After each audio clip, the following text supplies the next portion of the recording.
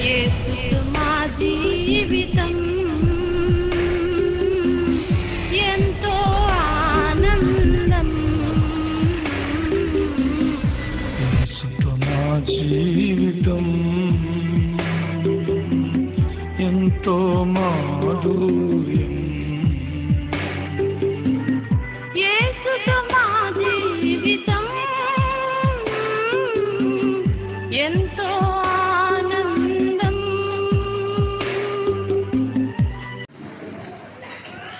Praise the lord. Hallelujah, hallelujah. గత మాసం అంతా దేవుడు మన తన రెక్కల చాటున మనల్ని భద్రపరిచి, మనల్ని పోషించి, మనల్ని సంరక్షించి, మనల్ని ఆదరించి మరొక నెలలోనికి దేవుడు మనల్ని నడిపించాడు. ఇది ఎన్నో నెల? రెండవ నెల మొదటి రోజులో ఈ ఆదివారం మనకు రావడం, ఆరాధన దినం రావడం, మరి విశేషంగా దేవుడు మన ఏడలో చూపిన కృప. హల్లెలూయా. ఈ సమయంలో మరి అస్సాం నుంచి సహోదరులు అజయ్ కుమార్ గారు ఇంతకు మునుపు మన మధ్యలోకి వచ్చారు. వారు ప్రభువు నామం ఎరిగినటువంటి చోట్ల ప్రభువు ప్రేరేపణను బట్టి, ప్రభు ఇచ్చినటువంటి ఆత్మ నడిపింపును బట్టి వీళ్ళ రోమపత్రిక 15వ అధ్యాయంలో ఒక మాట ఉంటుంది. దయచేసి మీరందరూ కూడా తెరిచి చూడండి. రోమపత్రిక 15వ అధ్యాయము 20-21 వచనాలలో ఇలా రాయబడుతూ ఉంటుంది. నేనైతే మరి ఒకరి పునాది మీద కట్టుకుంటూ నిమిత్తము ఆయనను గూర్చిన సమాచారం ఎవరికి తెలియజేయబడలేదు. వారు చూతులనియు వినని వారు గ్రహితులనియు వ్రాయబడిన ప్రకారము క్రీస్తు నామం ఎరుగని చోట్లను సువార్తను ప్రకటింపవలెనని మిక్కిలి ఆశ గలవాడునై ఉండి అలాగున ప్రకటించుకుని. ఎక్కడ తండ్రి? క్రీస్తు నామము ఎరుగనటువంటి చోట్ల. ఎక్కడ? క్రీస్తు నామము ఎరుగనటువంటి చోట్ల సువార్తను ప్రకటించాలని ఆనాడు పౌలు గారికి దేవుడు వీళ్ళ ఆశ, మిక్కిలి ఆశట. ఈరోజు మనం ఇలాంటి ఆశ కలిగినటువంటి సేవకులను మనకు దేవుడు నడిపించాడు. దేవుడికి మహిమ కలుగును గాక. హల్లెలూయా. ఈ ప్రాంతంలో మనం ప్రభు నామాన్ని ఇలా ప్రకటిస్తూ ఉన్నాం. అని వారు ప్రకటించే చోటు ఎంతమంది ఉండరు. ఎంతమంది ఉంటారు అని అంటే ఎవరో ఉండరు, అసలు చాలా తక్కువ మంది ఉంటారు. కానీ ప్రభువు నామాన్ని బట్టి వారికి ప్రభు ప్రేమను తెలియజేస్తూ వారి మధ్యలో ఉండి దేవుని కొరకు సాక్షిగా వాడబడుతున్నటువంటి సేవకులు అజయ్ కుమార్ గారు మన మధ్యలోకి రావటం మనందరికీ ఆశీర్వాదకరం. దేవునికి సమస్త ఘనత కలుగుగాక. హల్లెలూయా, హల్లెలూయా. ఈ సమయంలో మొదటిగా బ్రదరు మనకి బల్ల వర్తమానాన్ని, ప్రభు బల్ల గురించినటువంటి వర్తమానాన్ని మనకి ఇస్తారు. ప్రభు బల్ల ఆరాధన జరుగుతుంది. తర్వాత వారి పరిచర్య, ఆ ప్రాంతాలు, ఆ పరిస్థితులు మనకి ప్రాజెక్టుల మీద మీకు చూపించడం జరుగుతుంది. ఎంతమంది ఈరోజు దేవుని సన్నిధిలో, కొంచెం ఆలస్యమైనా కూడా మేము దేవుని సన్నిధిలో ఉంటామండి, ఏం పర్లేదండి పాస్టర్ గారు, ఇది మొదటి రోజు, నిజంగా ఈ ఫిబ్రవరి నెల ఖచ్చితంగా దేవుని సన్నిధిలో మేము మరిన్ని విషయాలు తెలుసుకుని ప్రార్థించేవారిగా, ప్రభువుని మహిమపరిచేవారిగా ఉంటాము అని తీర్మానం ఉన్న వాళ్ళు మీ కుడిచే పైకెత్తి దేవునికి స్తోత్రం చెప్పాలి. ఓకే, మీ తీర్మానాన్ని బట్టి మొదటిగా బ్రదర్ని కోరుతున్నాను. దేవుని వాక్య వర్తమానాన్ని మనకు అందిస్తారు. తదుపరి వారి పరిచర్య వివరాలు మనకు తెలియజేసినటువంటి దాన్ని బట్టి మనం కూడా తెలుసుకుని ప్రార్థన చేయొచ్చు. మనం కూడా దేవుని కొరకు ఎలా పనిచేయాలో, ఏ రీతిగా ఆత్మలో ప్రభు దగ్గరికి నడిపించాలో, అందులో ఎంతవరకు మనం ఇన్వాల్వ్ అయ్యేంతవరకు, ఇంకా ఎంతవరకు ఇన్వాల్వ్ అవ్వాలో, ఈ విషయాలన్నీ కూడా మనం తెలుసుకోవడానికి ఆశ కలుగుతుంది. మనం కూడా ఆశీర్వదించబడతాం. హల్లెలూయా.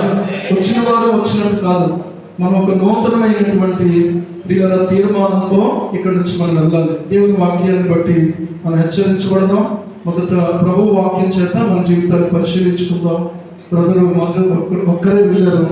తర్వాత దేవుని కృపను బట్టి వారి యొక్క భార్య బిడ్డలు కూడా ఆయనతో పాటుగా ఆ పరిచర్య దేవుని కృప చేత ఆ ప్రాంతంలో వీళ్ళందరూ ప్రభువును మహిమపరచడానికి పరిశుద్ధాత్ముడు ఆయన బలపరిచి వాడుకుంటూ ఉన్నాడు. చాలా విషయాలు ఇంతకుముందు నేను మీకు కొన్ని విషయాలు చెప్పాను.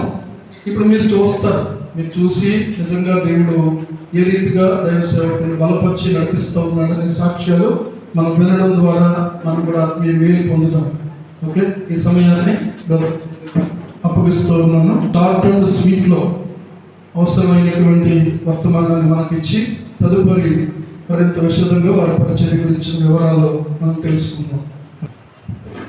సామర్లకోటలో ఆరాధన జరిగించి అక్కడ వర్తమానం ఇచ్చి ఇక్కడికి రావడం జరిగింది. దేవునికి మహిమ కలుగును గాక.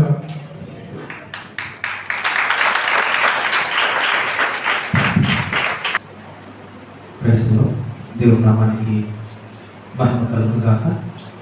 ముందుగా నాకు ఈ సమయం ఇచ్చినందుకు నేను దేవునికి స్తుతి చెల్లిస్తున్నాను. దైవజనునికి చేరొచ్చిన మీకు అందరికీ ప్రత్యేకమైనటువంటి వందనాలు తెలియజేస్తున్నాను.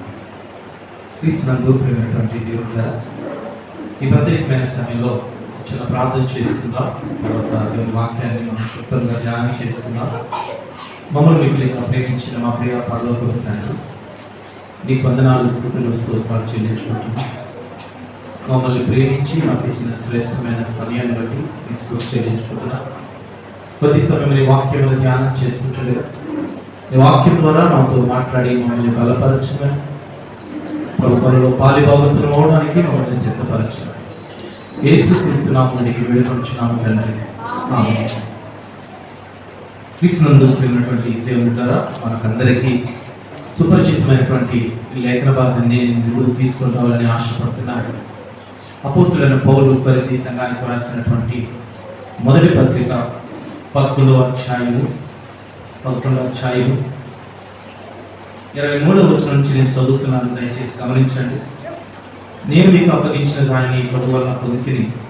ప్రభువైన యేసు తాను అప్పగింపబడిన రాత్రి కొరటుని ఎత్తుకొని కృతజ్ఞతాస్తుతులు చెల్లించి దాన్ని విరిచి, ఇది మీ కొరకైన నా శరీరము, నన్ను జ్ఞాపకము చేసుకున్నట్టుకై దీనిని చేయడని చెప్పారు. ఆ ప్రకారం ఈ భోజనమైన పిమ్మట ఆయన పాత్రను ఎత్తుకొని, ఈ పాత్ర నా రక్తము అనే క్రొత్త నిబంధన, మీరు దీనిలోని త్రాగునప్పుడల్లా నన్ను జ్ఞాపకము చేసుకున్నట్టుకై దీన్ని చేయడని చెప్పారు. మీరు ఈ రొట్టెను తిని ఈ పాత్రను త్రాగునప్పుడల్లా ప్రభు వచ్చే వరకు ఆయన మరణమును ప్రచురించుతారు. క్రీస్తునందు ప్రియమైనటువంటి దేవుడారా, చదవబడినటువంటి లేఖ భాగంలో నుంచి ఒక మాటను మీ ముందుకు నేను తీసుకుంటామని ఆశపడుతున్నాను.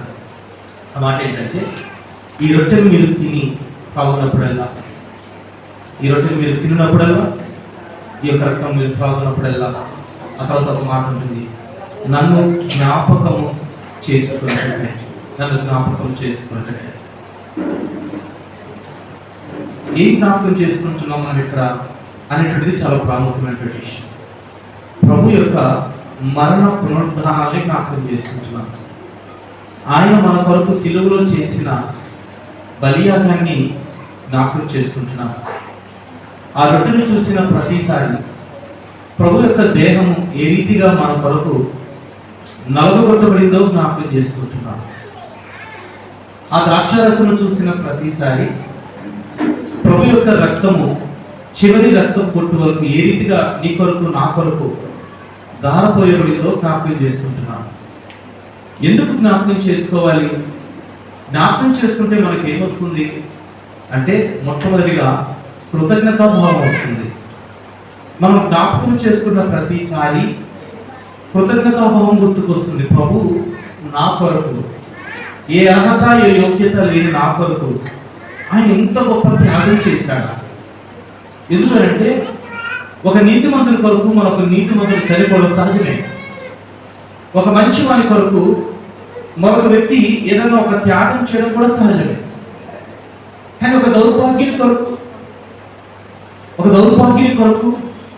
ఒక నీచుని కొరకు, ఒక పాపి కొరకు ఎవరైనా ఏమైనా చేయగలుగుతారా? ఆలోచించేయండి. అంతెందుకు, మనకు బాగా సహాయం చేసిన వ్యక్తి కష్టంలో ఉంటే మనం ఏమనుకుంటామంటే, అరే ఏదో ఒక రీతిగా అన్నకు మనం సహాయం చేయాలా, మనం కష్టంలో ఉన్నప్పుడు మనకు అలా చేశాడు, ఇలా చేశాడు అని ఏదో ఒక ప్రయత్నం చేస్తాం. ఒక మంచి వ్యక్తికి కష్టం వస్తే ఏదో ఒక ప్రయత్నం చేస్తాం.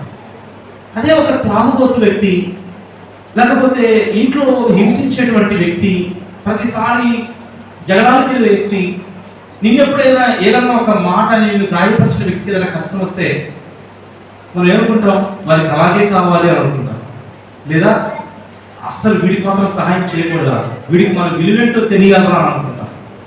ఇప్పుడు మనం కఠినంగా ఉంటేనే వాడికి మన విలువేంటో తెలుస్తుంది అని మనం అనుకుంటాం. క్రీస్తునందు దేవుడు ఒక మంచి వ్యక్తి కొరకు సహాయం చేయడానికి ఎవరైనా వస్తారు, కానీ ఒక దౌర్భాగ్యుని కొరకు, ఒక పాపి కొరకు సహాయం చేయడానికి, వారి కొరకు మేలు చేయడానికి ఎవరు కూడా ముందుకు రారు.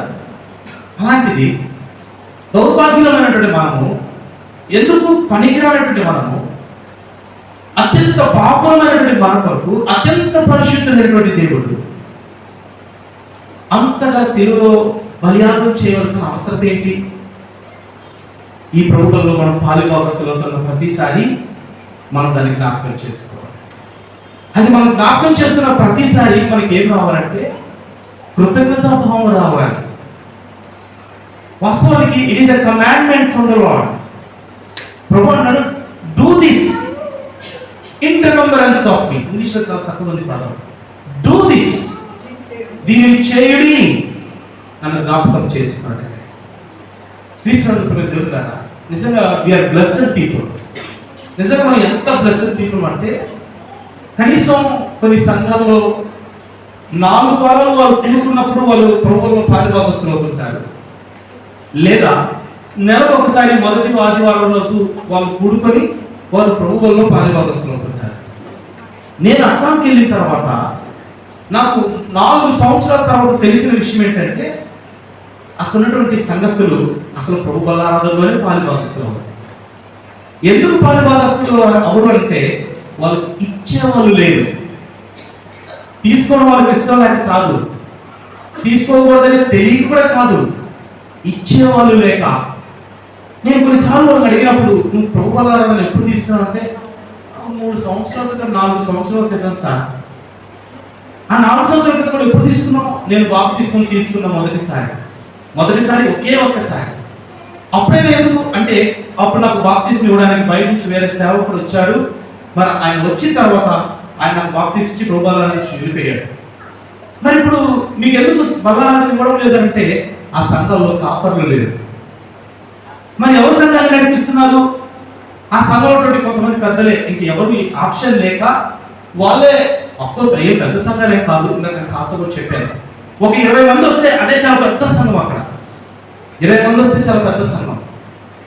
అక్కడ కనీసం ఒకవేళ 20 సంఘాలు ఉంటే 20 సంఘాల్లో బైబిల్ ట్రైనింగ్ చేసినటువంటి కొంచెం వాక్య జ్ఞానం ఉన్నటువంటి సేవకుడు ఒక్కడే ఉంటారు. అది వాళ్ళ పరిస్థితి.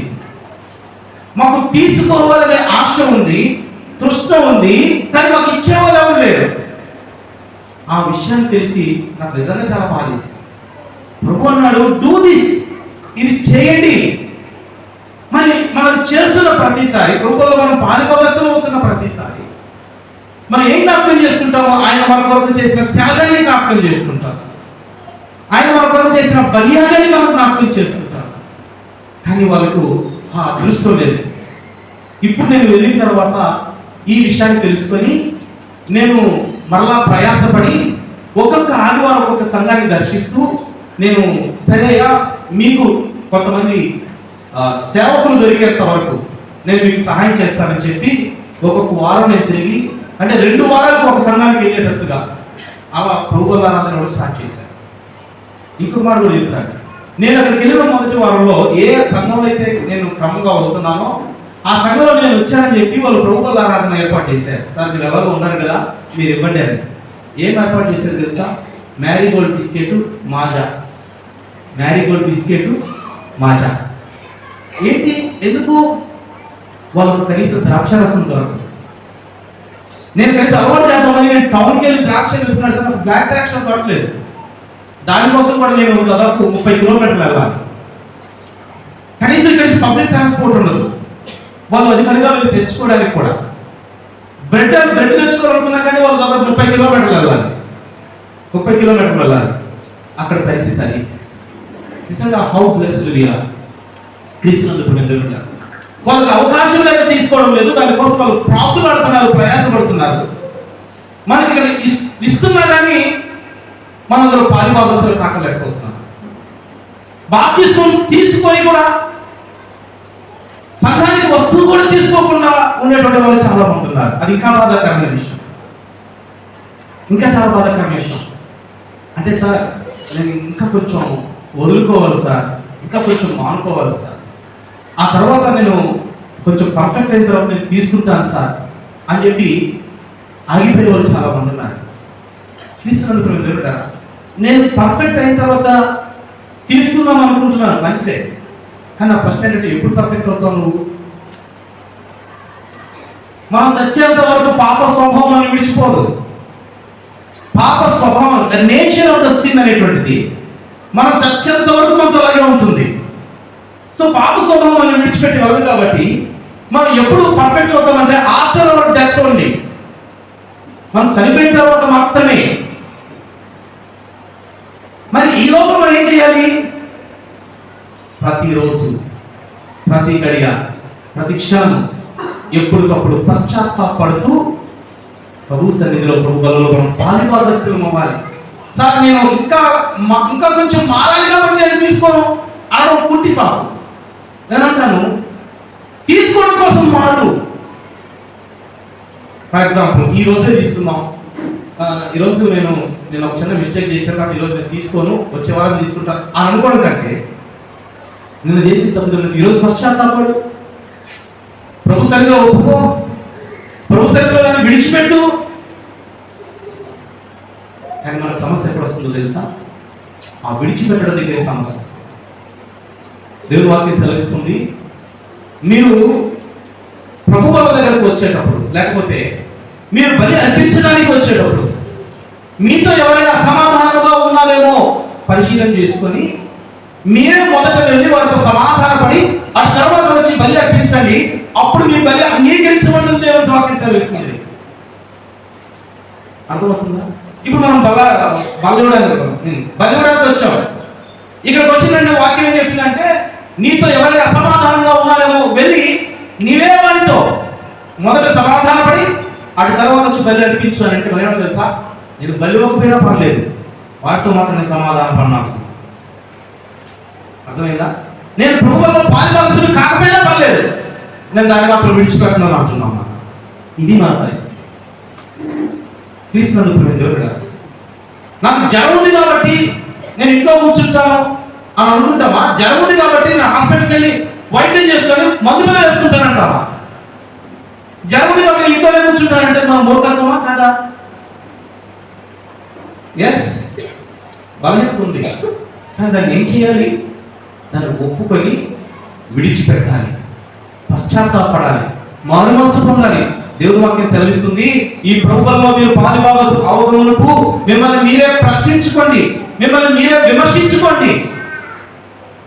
అపోస్తలుడు పౌలు ఉంటాడు, తాను నిలువబడి ఉన్నాడని తలంచుకున్న వాడు తాను పడిపోకూడని జాగ్రత్తగా చూసుకోవడం కదా. It is our responsibility. ఇది మన బాధ్యత. నేను నిలబడి ఉన్నానా, పడిపోయి ఉన్నానా, ఇంకా ఎవరికైనా అసమాధానం ఉందా, ఇంకా నేను ఎవరికైనా మాట్లాడలేకపోయిన స్థితిలో ఉన్నానా అని మనకు మనమే పరిశీలన చేసుకొని మనకు మనమే దేవుని సన్నిధిలో ఒప్పుకొని విడిచిపెట్టి పశ్చాత్తాపడి ప్రభువులో పాలిభాగస్తులం అవ్వాలి. నేను ప్రభువులో పాలిభాగస్తులు అవ్వకపోయినా పర్లేదు అని చెప్పి నేను మాత్రం క్షమించను, విడిచిపెట్టను, వదులుకోను, మానను అని అంటే అది మన మూర్ఖత్వం అవుతుంది. ఈరోజు మనకి సమృద్ధిగా దొరుకుతుంది కాబట్టి మనకు విలువ తెలియట్లేదు. అది దొరకని రోజు మనకు దాని విలువ తెలుస్తుంది. అది ఏదైనప్పటికీ కూడా వాక్యం కూడా దొరుకుతుంది కాబట్టి మనకు విలువ తెలియడం లేదు. కానీ దొరకని రోజులు వస్తాయి, ఆ రోజు విలువ అర్థమవుతుంది మనకి. ఆ రోజు నువ్వు ఎంత బ్రతికులాడినా, నువ్వు కొట్టకులాడినా ఆ రోజు నీకు వాక్యం దాకదు.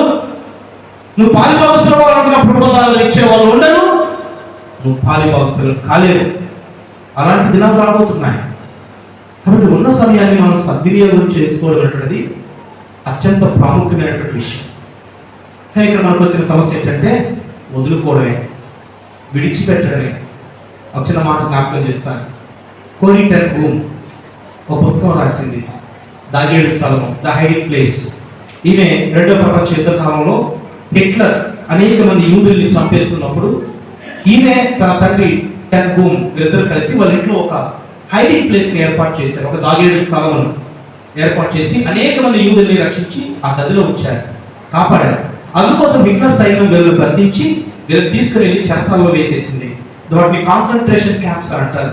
ఈ కాన్సన్ట్రేషన్ క్యాంప్స్ లో వీళ్ళని ఎంత చిత్రాలుగా గురి చేశారంటే, వీళ్ళ తండ్రి గారు 10 భూమిని, ఈమె కోరి 10 భూమిని, వీళ్ళ అక్క బెడ్షీని, వీళ్ళందరూ కూడా చెరసాలలో వేసి వాళ్ళకి 3 రోజులకు ఒకసారి ఒక బ్రెడ్ ముక్క, ఒక cup red coffee, red T ఇచ్చేవాళ్ళు అంతే.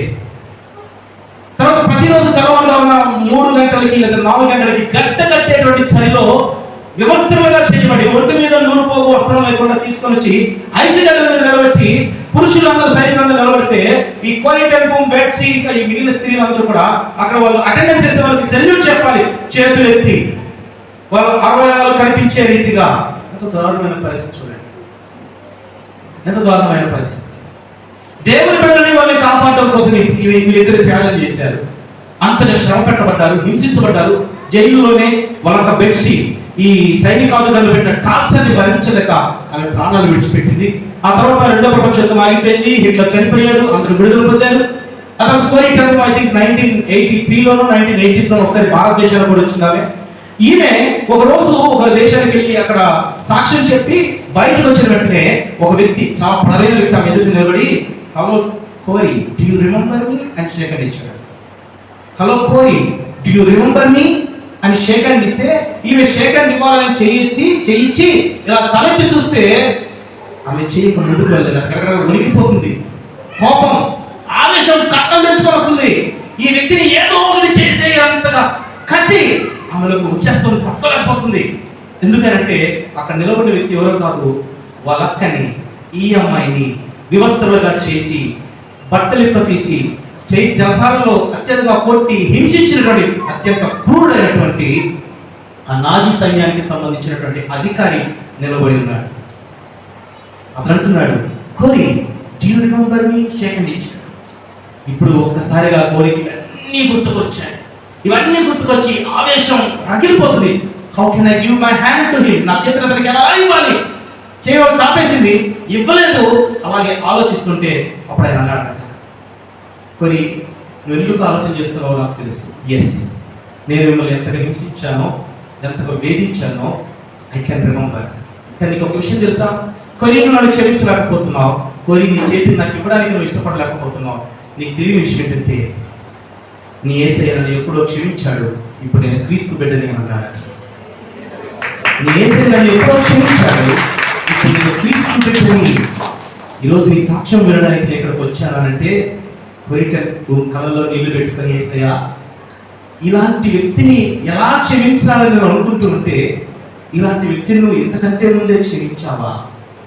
నీ బిడ్డల్ని హింసించినటువంటి వాళ్ళని, నీ బిడ్డల్ని వేధించినటువంటి వాళ్ళని, నీ బిడ్డలు వివస్త్రలుగా చేసినటువంటి వాళ్ళని నువ్వే క్షమిస్తే కాదు అనడానికి నేను ఎవరిని ప్రభా అనుకొని చేయించి I'm sorry my dear brother in Christ అని చెప్పి షేక్ హ్యాండ్ ఇచ్చిందంట. క్రీస్తునందు ప్రియమైన దేవుడా, ఈ యొక్క బలి అర్పణ చేయడానికి మునుపు మనల్ని మనమే పరీక్షించుకుందాం, మనల్ని మనమే విమర్శించుకుందాం.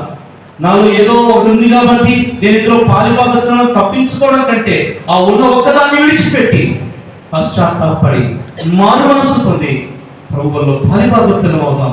దేవుని వాక్యం సెలవిస్తుంది, ఎవరైనా నీతో సమాధానంగా ఉంటే వాళ్ళు నీతో వచ్చి సమాధాన పడే వరకు ఎదురు చూడడం లేదు, నువ్వే వెళ్ళి వారితో సమాధాన పడు అని చెప్తుంది. ఇది కష్టమే. ఎందుకు కష్టమో తెలుసా? మనమే వెళ్ళాలంటే ముందు మనం ఏం చంపుకోవాలి? మన అహాన్ని చంపుకోవాలి. నీకు ఒక విషయం తెలుసా? అహాన్ని చంపుకోకుండా మనం నూతనంగా తిరిగి జన్మించలేదు. లేక మరొక అంటే నువ్వు చచ్చిపోకుండా, నేను చచ్చిపోకుండా, unless and until I die for Christ, I cannot born again. నేను తిరిగి జన్మించలేను. నేను తిరిగి జన్మిస్తేనే ఇందులో నేను పాలుభాగస్తున్నవడానికి అర్హులను అవుతాను. సో ఇప్పుడు మనం చేయవలసిన ప్రార్థన, మోకరించి కళ్ళు మూసుకొని, ప్రభువా నేను చచ్చిపోవడానికి సహాయం చేయి. ఒకటి చెప్తున్నాను, ఇలాగే ప్రార్థన చేయి. నేను చచ్చిపోవడానికి సహాయం చేయి. నా అహం చచ్చిపోవడానికి, నేను చచ్చిపోవడానికి లిటరల్గా నేను ఫిజికల్గా మనం చచ్చిపోవడానికి కాదు నా ఉద్దేశం. నేను చచ్చిపోవడం అంటే నా అహం చచ్చిపోవాలి, నా రోషం చచ్చిపోవాలి, నా పౌరుషం చచ్చిపోవాలి, నా కోపం చచ్చిపోవాలి. నేను పరిపూర్ణంగా ఎదుట చనిపోయిన వారి నన్ను నేను సమర్పించుకుంటుండగా నన్ను తిరిగి నీలో నూతనంగా జన్మింపచేసి, ఇదిగో ఈ రొట్టె, ఈ ద్రాక్షారసంలో నేను పాలుభాగస్తున్నావు. నా కొరకు చేసిన త్యాగాన్ని జ్ఞాపకం చేసుకుంటూ నేను కృతజ్ఞత కలిగి ఉండాలని సహాయం చేయ ప్రభువా. ప్రార్థన చేద్దాం. తలలు వచ్చినట్లయితే ప్రార్థన చేద్దాం. ప్రార్థన చేయడానికి మునుపు మనం పరీక్షించుకుందాం. మనల్ని మనమే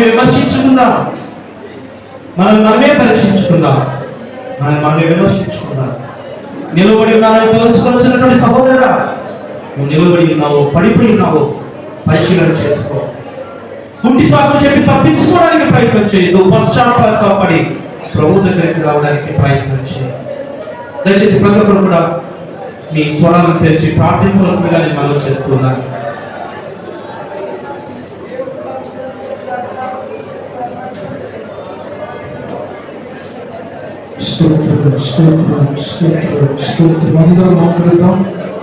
అందరూ మోకరించి మన హృదయాలను పరిశీలించుకుందాం. దయచేసి ప్రభువా, ఈ మాటలు నమ్మలించావు. నిజమే నాలో కృతజ్ఞత భావం ఉందా? నిజమే నాలో క్షమించే గుణం ఉందా? నాలో సమాధానపడే గుణం ఉందా? దయచేసి ఈ విషయంలో మీరు నాకు తండ్రి ఈ మాటలు మా ప్రభు నామందించారు. ఎవరి గురించో కాదు, నా గురించే నా ఎదుటే ఈ మాట నుంచి తండ్రి.